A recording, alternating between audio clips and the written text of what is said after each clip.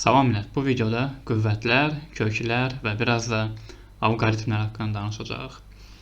İlk öncə nümunələrimizə bizə kömək eləyəcək bir məsələ ataq, daha doğrusu bir gedişat ataq. Çoxunuz çox güman ki, sayğac görmüsünüz. Deyək ki, bir sayğacımız var, üzərində ədəd göstəriciləri var. Deyək ki, belə kvadratlar şəklində. Və yaxud ki, hələ ki, bir kvadrat olsun, fərqi yoxdur. Kvadrat var və deyək ki, bu xana kvadrat içərisində hər hansı bir ədəd yazılır və yaxud rəqəm deyək, rəqəm yazılır. Və əgər biz onluq say sistemindən danışırıqsa, normal işlətdiyimiz onluq say sistemindən danışırıqsa, o zaman bura 0-dan 9-a qədər 10 dənə rəqəmdən biri yazılır. Yəni 0, 1, 2, 3, 4, 5, 6, 7, 8, 9 ikisindən biri. Yəni bir xanaya biz nə edirik? 0-dan 9-a qədər bir şey yaza bilirik. Və bir xanaya maksimum nə qədər? Maksimum belə çıxır ki, 10 dənə rəqəmdən birini yaza bilərik və yaxud ədəddən birini yaza bilərik. Ədəd demək daha düzgündür. Yaxşı. İndi təsəvvür edin ki, davam edək. Bir xanamız var. Dedik ki, bir xanaya biz yaza bilirik 0-dan 9-a qədər. Bu da cəmsi 10 dənə rəqəm deməkdir. 10 dənə ədəd demək daha doğrusu. Təsəvvür edək ki, bir addım da atırıq. 2 xanamız var. 2 xanamız varsa, artıq 0-0-dan 99-a qədər nə isə yaza bilirik.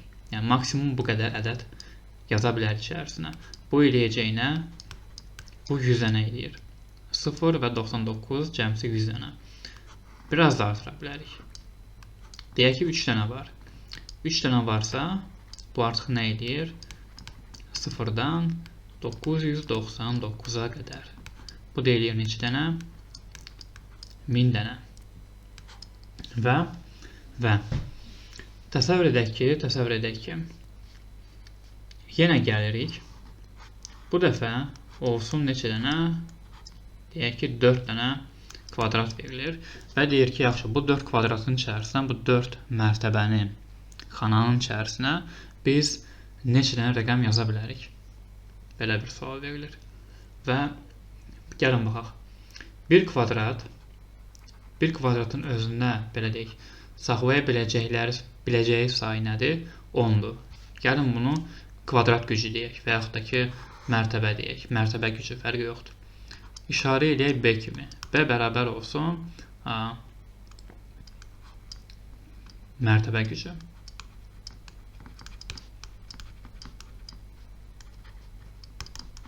Mərtəbə gücü. Bu B.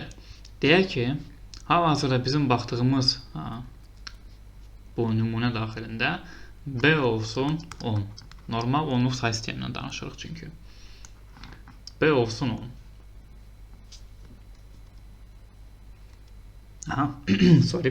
B bərabər olsun ona. Davam edirik. Sonra mərtəbələrin sayı var. Yəni burada 1 dənə idi, burada 2 dənə, 3 dənə, 4 dənə. Mərtəbənin sayını adlandıraq nə ilə? M ilə. Mərtəbə sayı. Bu oldu M hərfi. Və nümunələrə baxanda, burada həmçinin bizdə həmin mərtəbəyə yaza biləcəyimiz ədədlərin sayı var. Bu da olsun N. N də olsun nə? Deməli, B gücündə olan M dənə xananın özündə sıxışdıra biləcəyi maksimum ədəd sayı. Maksimum ədəd sayı olsun. Belə bir şey. Və burada bizə nə istəyir? Burada deyir ki, deyək ki, yenə B bərabərdir 10-dur. Onluq say sistemindən söhbət gedir. Mərtəbənin gücü 10-dur. Və bizə deyir ki, əgər bizdə 4 dənə xana, burada 4 dənə xana varsa, yəni mərtəbənin sayı nə idi? M. n bərabər 4 varsa, buraya 2 dənə ədəd sıxışdıra bilər. Yəni n bərabərdir sual. N-i soruşur. Və əgər baxsaq yuxarıdan aşağıya doğru, bir dənə olanda 10 dənə, 2 dənə olanda 100 dənə, 3 dənə olanda 1000 dənə və hər bir xananın gücü 10-dur. 2 dənə xananın gücü nə olacaq? Çox güman ki, bu güclərin hansısa bir qarşılığı olacaq. Və əslində bu qarşılıq hasildir. Əgər 2 dənədirsə, bunun gücü vurulur bunun gücünə. 3 dənədirsə, bunun gücü vurulsun, bunun gücü vurulsun, bunun gücü. Yəni bu nə deməkdir? Birinin gücünü 3 dəfə öz-özünə vurmaqdır. 4 dənə olacaq isə, deməli birincinin gücü vurulsun, ikincinin gücü hamısı eynidir. Üçüncü, dördüncü. Və bu bizi gətirib çıxardır hara? Bizi gətirib çıxardır qüvvətə. Belə ki, biz nə edə bilərik? Deyə bilərik ki, n bərabərdir. Bu çox vacib bir üstur olacaq bizim üçün. Ona görə nə edirik? Bunu biraz fərqli yazmağa çalışırıq və deməli n bərabərdir nəyə? Bir mərtəbənin gücü B üzərində qüvvətinə mərtəbənin sayı M. Çünki dedik ki, bir mərtəbənin gücü budur. Bir mərtəbənin gücü 10-dur. 2 mərtəbənin gücünü hesablamaq istəyirsənsə, növbə ilə onların güclərini bir-birinə vurursan sanki. Və bu o demək ki, sən bir mərtəbənin gücünü mərtəbənin sayı qədər öz-özünə vurursan.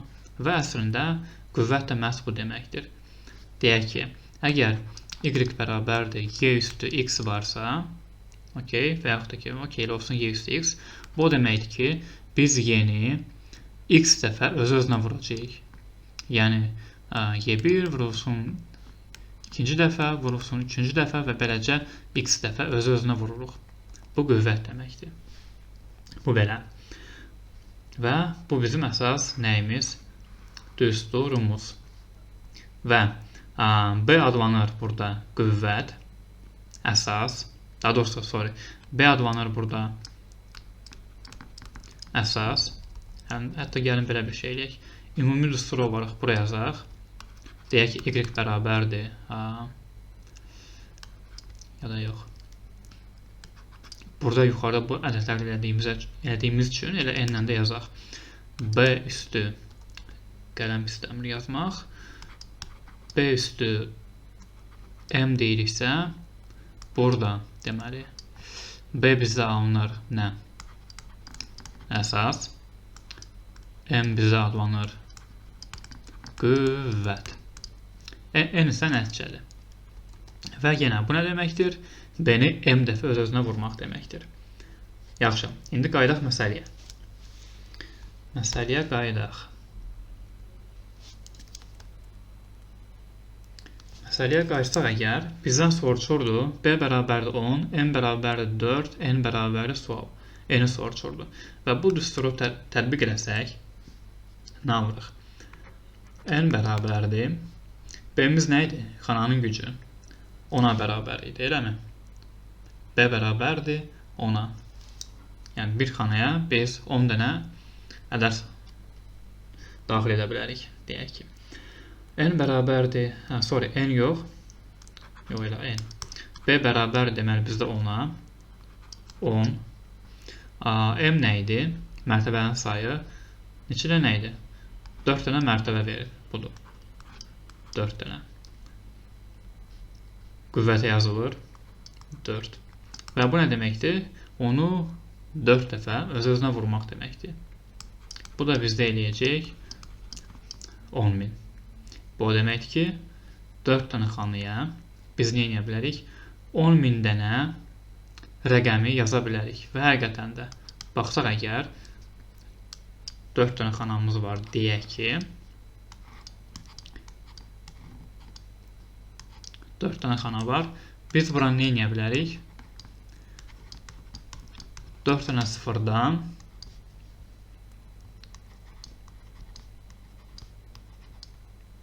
4 dənə 9-a qədər nə edə bilərik? Yaza bilərik.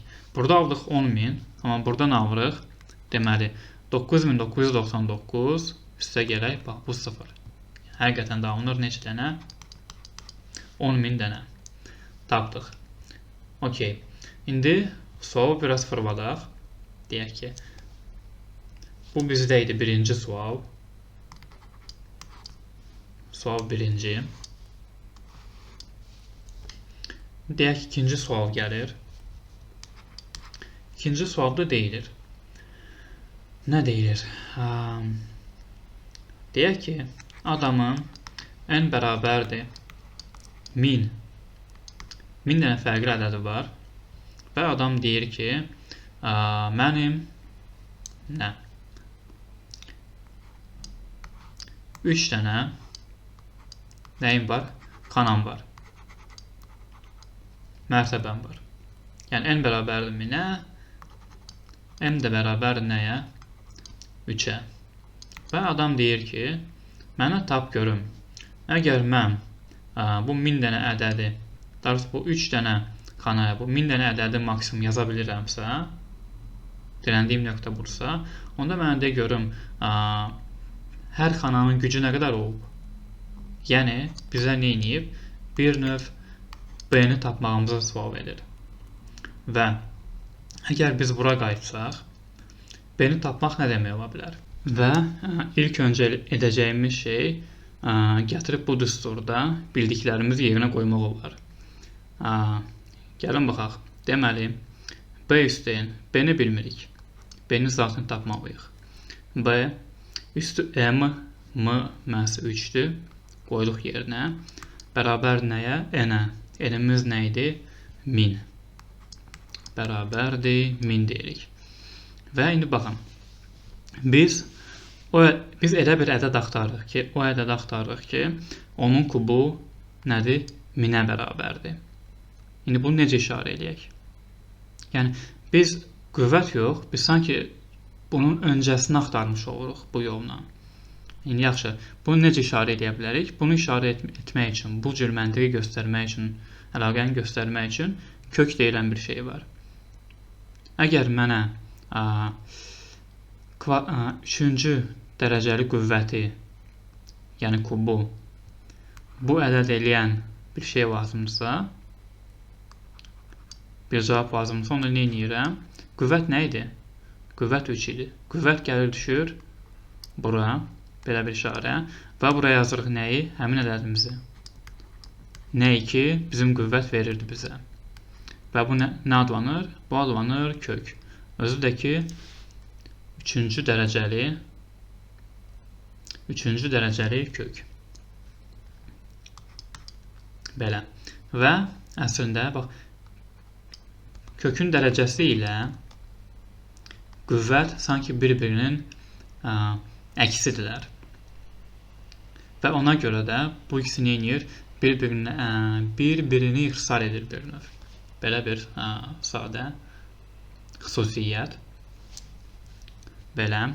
Əslində ümid edirəm daha doğrusu ki, köklərlə falan tanışıq. Sadəcə olaraq məqsəd loqaritmaya gəlib çatmaqdır.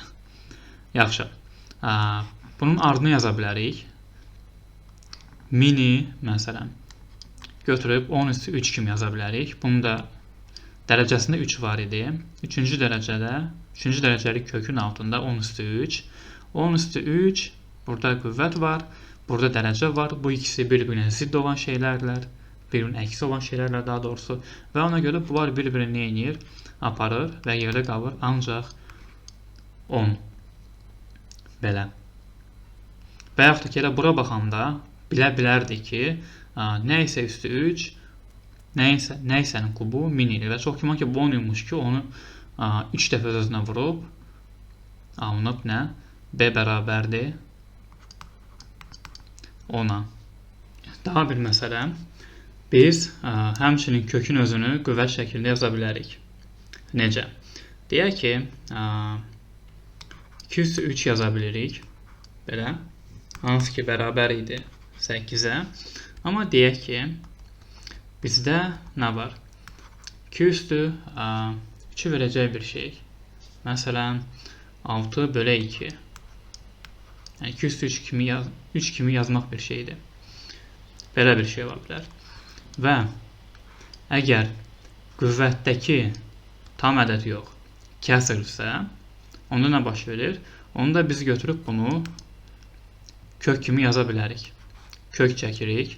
2 gəlir düşür öz yerinə, kökün altına.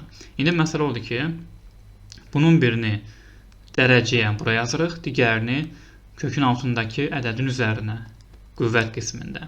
Və məhz dərəcə gəlir, məxrəc gəlir dərəcəyə, bura sürət isə gəlir qüvvətin yerinə. Və bu deməkdir ki, bu bizə verəcək nə? İkinci dərəcəli kökün altında 2 üstü 6. Belə. Yəni, bunu paralel aparaq. Bu kəsir xətti deyil. Sadəcə xət çəkmişəm. 2 üstü 6 bölü 2 həmçinin bizə nə idi? 2 üstü 3 deməkdir də, eyni şeydir. Hansı ki, bizə verəcək 8-i. Görə indi biz buradan 8-i necə alacaq? Dedik axı, eyni şeydir. Cəbri qaydalardan istifadə edirik. Deməli, bu 2 öz yerində. 2 üstü 6-nı nə edə bilərik? 2 üstü 6-nı göstərə bilərik. 2 üstü, bizə əslində lazımdır ki, bu 2-ni buradan yox eləyək. Buradakı kimi, bu 3 ilə olduğu kimi neynəsin? Nə isə ixtisar yersin. 2 üstü 2 vurulsun. 2 üstünə 6 idi də bizdə. 3. Bu tərz yaza bilərik. Çünki 2 üstü 2 deməli 2 üstü 2 vurulsun 2 üstü 3 bərabərdir nəyə? 2 üstü 2 vurulsun 3. Niyə? Çünki əsasları eynidir. Bu da 2 üstü 6 deməkdir. Sadəcə olaraq fərqli cür göstərdik. Və artıq bundan sonra nə edə bilərik? Bu yoldaş 2 üstü 2 bununla nə edir? İxtisara gedir. Və bizdə buradan nə çıxır? Bizdə buradan çıxır 2 üstü 3. O da bərabər nəyə? 8-ə. Demək, gördük ki, eyni şeydir. Və yaxud da ki, deyək ki, 2 üstü 2 ilə 1 var. Bayaqki qaydaya görə gördük ki, kəsirdir. Həmən bir dənə kəsir xətti çəkdik, bir dənə kök çəkdik. Məxrəc gəldi bura. 2 düşdü öz yerinə. Sürət isə düşdü bura. Sadəcə bir yazmağa mənası yoxdur. Ona görə alırıq nə? Bilək ki, onsa əgər yazılmıyorsa, burada onsa həmişə 2 yazılır. Burada həmişə 1 yazılır. Onu da yazmırıq. Bu nədir? Kökdə 2. 2 üstü 2 ilə 1 kökdə 2 deməkdir. Və ikinci dərəcəli kök deməkdir. Fərqi yoxdur. Bu belə. İndi biz harada qalmışdıq? Biz nə etməliydik? B-ni tapmalıydıq. Və həmçinin artıq bilirik ki, necə tapacağıq. Sadəcə olaraq bu öyrəndiyimiz qaydanı biz nə etməliyik? Bu kökü gətirib burada bir düstur şəklində çevirməliyik. Və əgər etməyə çalışsaq, deməli, biz nəyi axtarırıq? B-ni axtarırıq. Görürük ki, B bərabərdir. Bir növ nə? N üstü 1 bölünsün M-ə. Qaydırıq hara? Məsələn, biz burada bunu hesaplamışdıq. Belə eləsə əgər. Budur. B-miz bərabərdir. B-miz bərabərdir.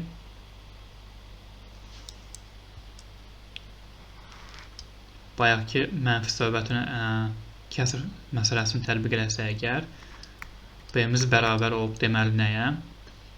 Min bizdə nə idi? N idi. N üstü 3-cü dərəcə. 3-cü dərəcəli kökü qüvvətə çevirsək, 3-də 1 eləyirdi. İnci öyrəndiyimiz qaydaya görə.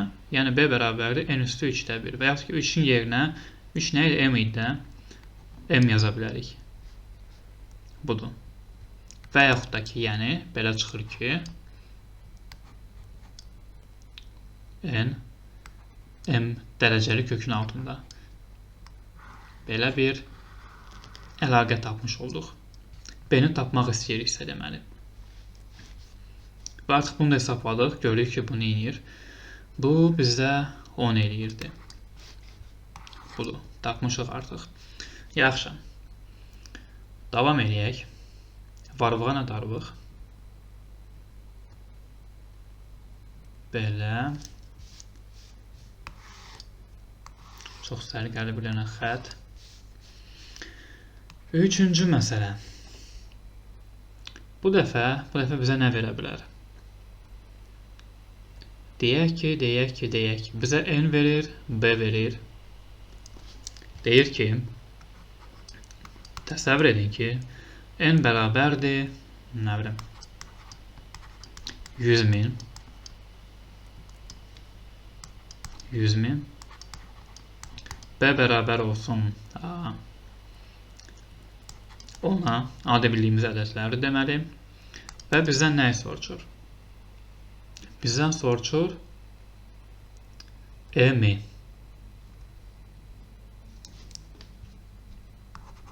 M bərabərdir sual.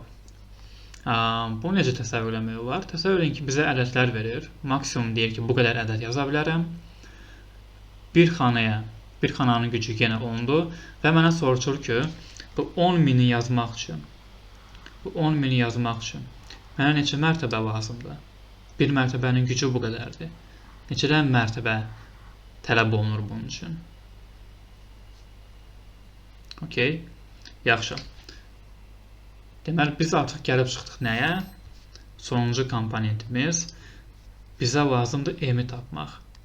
Bəs m-i necə tapaq? M-lə nə edək? Budur məsələ.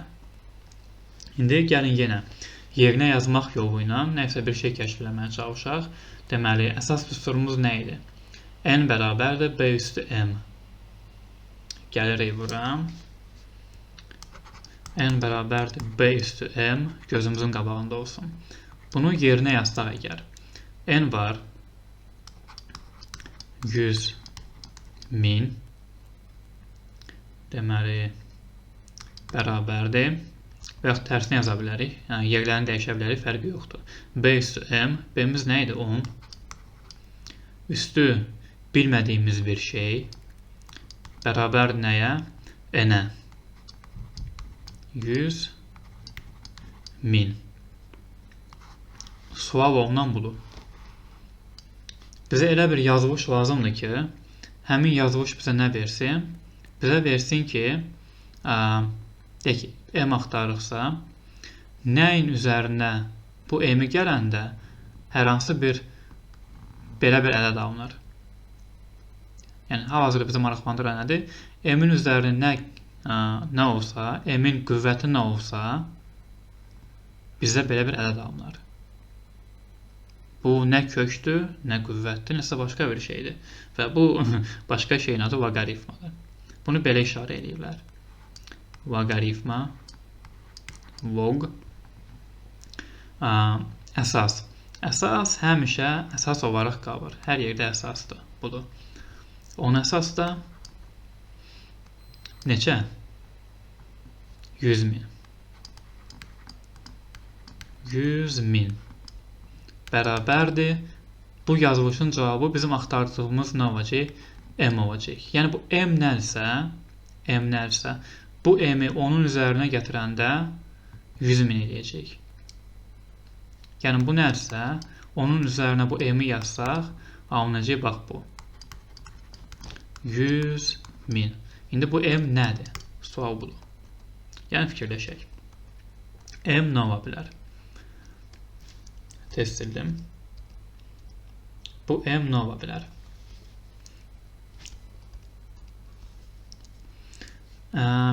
Daha yaxşı başa düşmək üçün biz bunu edə bilərik? Qüvvət şəklində yaza bilərik. Burada söhbət 10-dan gedir. Gəlin buna bir 10-luğa falan çevirək. 10 üstü nəyəsə. 100.000 bizdə nəyə bərabər olacaq? 10 üstü m bərabərdir. 100.000-i çevirək. 10 üstü nəyə? 2, 3, 4. Eləmi? 4 alınır da. Daha doğrusu 5. 10 üstü m bərabər 10 üstü 5-ə. Və əslində belə görəndə, belə baxanda görünür ki, m elə 5-ə bərabərdir. 10 üstü 5 bərabər 10 üstü 5-ə. Məntiq nə? Tapırıq ki, m bərabər nəyə? 5-ə. Və yenə Biz nə ilə tanış olduq? Biz loqaritm adlanan artıq yeni bir nə ilə? Bu nə adlandırma var ümumiyyətlə? Yeni bir yazılışla və yaxud bəlkə də ədədlər arasında indiyə qədər fikir vermədiyimiz bir əlaqə ilə tanış olduq. Çünki qüvvət asandır. Deyək ki, əgər əvvəldən gəlsək, y bərabərdir y üstü x yazırıq. Əla. Hər şey bəsitdir. Görürük ki, y-ni x dəfə öz-özünə vururuq. Sonra hər şey buradan çıxır. Y-ni tapmaq istəyirdik. Dedik ki, y bərabərdir. Y nəyə bərabər idi? Y üstü belə x dərəcəli kökün altındakı y. Əlaqə belə idi. Sonra indi x-in özü ilə maraqlandıq. Sonuncu variantımız. Çünki burada nə var? Y bunun nəticəsidir. Y var, x var, y-imiz var və y-ni tapdıq. X isə nədir? X öz-özlüyündə, sən demə, belə bir yazılış özdən etibar edir. Əsas nədir? Əsas həmişə y-dir. Y əsas da nə? Y-imiz. Bu da bizə loqaritm. Bu nə deməkdir? Bu deməkdir ki, y-nin üzərinə əsas nə yazsaq, hansı x yazsaq, bizə nə verəcək? Bu y-i verəcək. Və əslində bir function kimi, bir funksiya kimi bu belə bir şeydir. Y bərabərdir loqaritma hər hansı əsasda x funksiya olaraq belə yazılır və özündən məna olaraq onu kəsb edir ki, biz burada hər hansı bir y ədədi axtarırıq və bu y ədədi nə zaman alınır? Bu elə bir ədəddir ki, o ədədi b-nin üzərinə yazsaq, bizə x verəcək. Yəni, loqaritma bizə həmişə qüvvəti tapmaq üçün lazımdır. Qüvvəti tapmaq üçün. İndi, bayaq öyrəndiyimizi tətbiq eləsək, hər şey artıq tətbiq eləmişik. Biz nə aldıq? Bizdən soruşurdu, harada soruşurdu? Bizdən soruşurdu m-i. Budur. Bizdən m soruşur. M bərabərdir loqaritma. Əsas nə idi? Əsas 10 idi.